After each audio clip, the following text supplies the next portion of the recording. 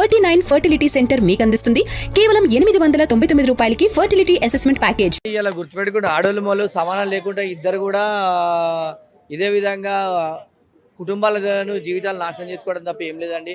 అక్రమ సంబంధాల దూరం ఉంటే గిట్ట ఇలా కుటుంబాలు ఫ్యామిలీ అంతా కూడా బాగుపడుతుంది. ఇలా మనం చూసుకుంటే హైదరాబాద్లో చూసుకుంటే గిట్ట 19 పేజీల లేఖ రాసి కూడా ఇలా సూసైడ్ చేసుకున్నాడు అంటే చాలా బాధాకరమైన విషయం అండి.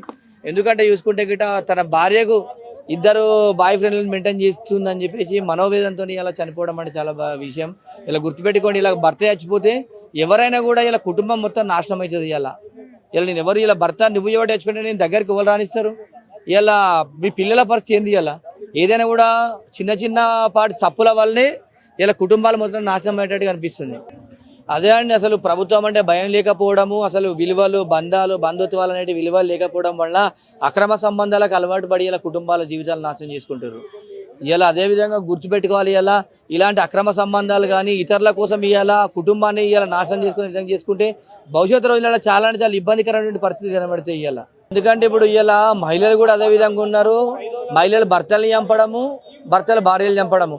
ప్రభుత్వానికి భయం లేకుండా భయపడకుండా ఇష్టానుసారంగా చట్టాన్ని చేతిలో తీసుకొని ఇలా మొత్తం నేరాలకు పాల్పడుతున్నారు.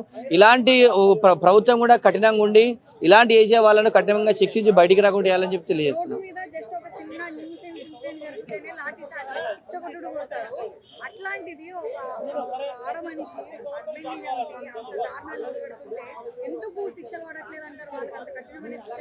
అదే అండి, మహిళలకు శిక్షలు పడుతున్నాయి. ఎందుకంటే బలమైనటువంటి ఎవిడెన్స్ ఉంటే ఇలా కంపల్సరీ శిక్షలు పడుతుంది. చట్టము ఎవరికైనా కూడా సమాన న్యాయం ఉంటుందండి. ఆడవాళ్ళని చంపిన మొగోళ్ళని చంపిన ఆడవాళ్ళకైనా కఠినంగా శిక్షిస్తారు, శిక్షించాలి. ఎందుకంటే ఇలాంటివి ప్రజలు కూడా ప్రోత్సహించారు. ఇలాంటి వాళ్ళని చేశారు. ఎందుకంటే ఒకరి నుంచి ఇంకొకరు నేర్చుకోవడం అనేది ఇబ్బందికరంగా మారింది.